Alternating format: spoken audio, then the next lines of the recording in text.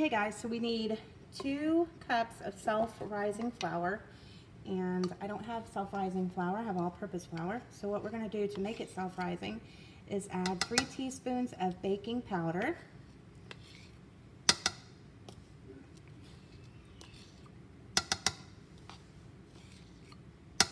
This is a 1/2 teaspoon measure, so 3 teaspoons, and 1 teaspoon of salt.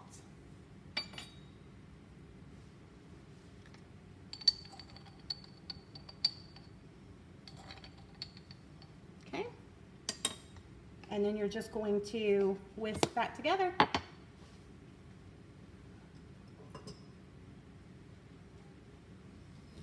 Okay, and that's how easy it is to do self-rising flour. If you don't have that, then you know all you need is baking powder and